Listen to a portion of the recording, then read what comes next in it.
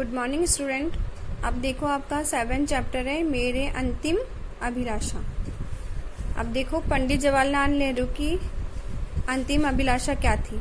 अब देखो इसमें कि अपने देश, अपनी मातृभूमि या उसके कण कण से प्रेम करना पंडित नेहरू का स्वभाव था।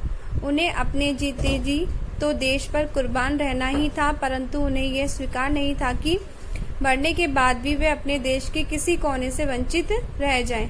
इसलिए अपनी अभिलाषा को उन्होंने व्यक्त करते हुए अपने देश के पहाड़ों, नदियों, खेतों, महासागरों व मैदानी इलाकों में अपनी भस्म को प्रभावित करने की इच्छा जाहिर की। जो संस्कार उन्होंने अपने पूर्वजों से पाए, उनके प्रति वे अपने हृदय के उद्गार व्यक्त करते हुए अपनी परंपराओं व संस्कृति को भी नतमस्तक होकर नमन करते हैं।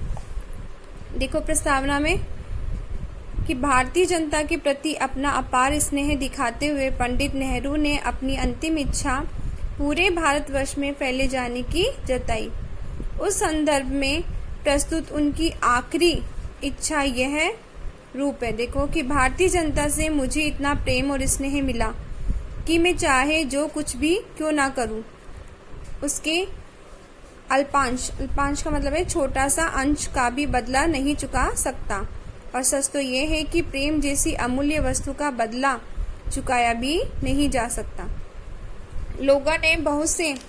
बहुत से लोगों ने सराहा है और उनके प्रति श्रद्धा व्यक्त की है, परंतु भारतीय जनता को सभी वर्गों के लोगों ने मुझे इतना प्यार मिला कि मैं उससे अभिभूत हूँ। अभिभूत मतलब मुग्ध भाव विभोर होना। मैं तो केवल ये आशा कर सकता हूँ कि जितने दिन में और जीवित रहूं, अपने देशवासियों और उनके प्यार के योग्य बना रहूं। अपने अनगिनत साथियों और सहकर्मियों के अनुग्रह का मैं अधिक ऋणी हूं। हम लोगों ने बड़े बड़े कामों को हाथ में लिया और कंधे से कंधा मिलाकर उन्हें करते रहे तथा उन सफलताओं को और विपत्तियों मतलब समस्याओं में साझीदार रहे, जो इस प्रकार के कामों के साथ अनिवार्य रूप से लगी रहती है। मेरी इच्छा है कि मरने के बाद मेरा दाह संस्कार कर दिया जाए। यदि मैं विदेश में मरूं तो ये दाह कर्म वहीं कर दिया जाए और मेरी भस्म प्रयाग भेज दी जाए, जिसकी एक मुट्ठी गंगा में प्रभावित कर दी जाए। और भस्म के अधिकांश भाग का क्या किया जाए यह आगे बताता हूँ। भस्म का कुछ भी भाग ना तो बचाया जाए ना सुरक्षित रखा जाए। प्रयाग की गंगा में भस्म का कुछ भाग विसर्जित करने की मेरी इच्छा मेरी दृष्टि में कोई धार्मिक महत्व नहीं है, बल्कि बचपन ही इलाहाबाद की गंगा और यमुना नदियों में मेरा ममत्व रहा है। ममत्व मीन्स प्रेम। और जो त्यों मैं बड़ा होता गया हूँ, मेरा प्रेम बढ़ता ही गया है। मैंने विभिन्न ऋतुओं में गंगा की विभिन्न भाव भंगिमाओं को निहारा है।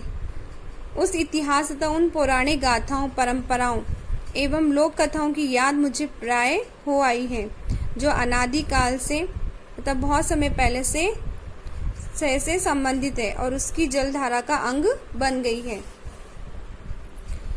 गंगा तो विशेष भारत की नदी है। लोगों ने उस पर अपार श्रद्धा है।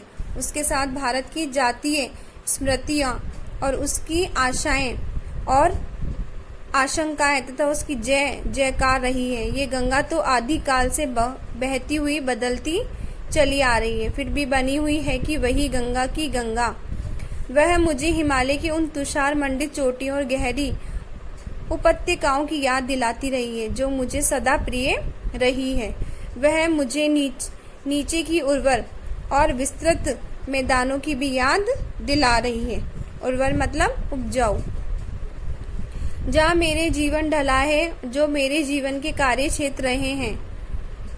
प्रभात की किरणों में मुस्कुराती और नाचती हुई घिरती आती परछाइयों के साथ श्यामल, उदास और रहस्यमयी बनी हुई। शीत ऋतु में शंकरी मद और एवं ललित धारा वाली। वर्षा ऋतु समुद्र का सा विस्तार सा, कुछ उसी की ही विनाशशीलता की शक्ति के लिए भीषण गर्जना करती हुई गंगा मेरे लिए भारत के उस अतीत के प्रतीक और स्मृति रही है, जो वर्तमान तक चला आया है और भविष्य के महासागर की ओर बढ़ता जा रहा है।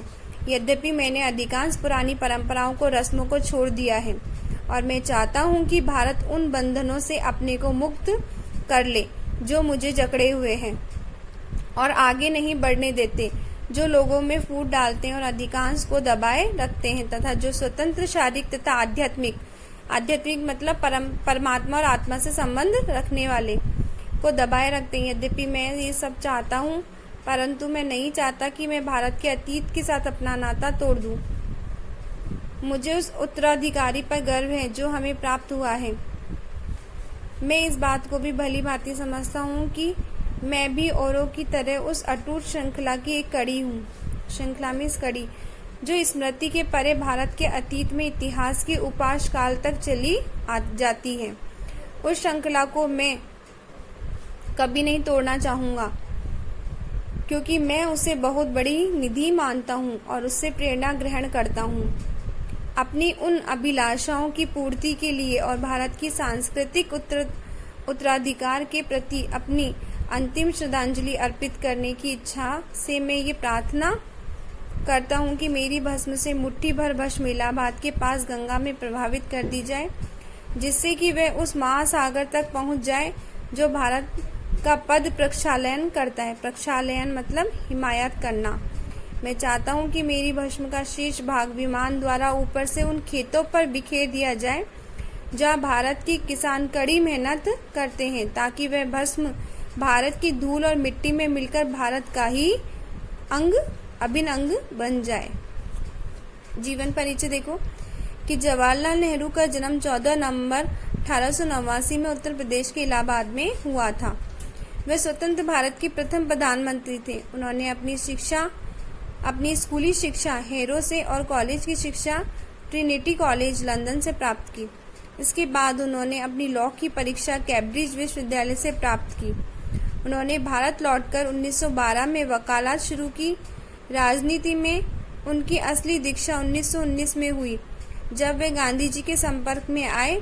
27 नवंबर 1964 में दिल्ली में उनका निधन हो गया। Thank you.